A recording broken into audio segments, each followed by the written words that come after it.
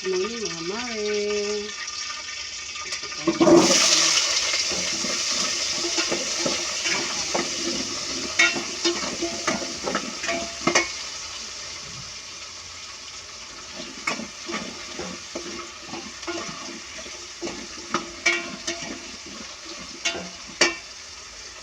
Luto po tayo ng kaldereta mga mare.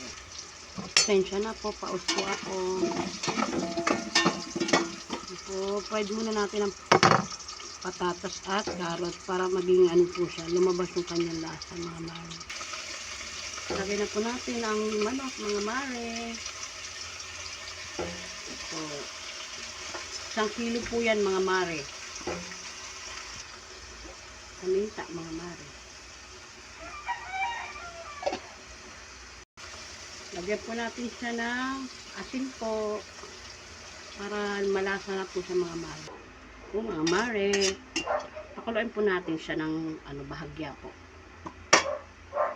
Lagyan po natin ito ating tomato sauce.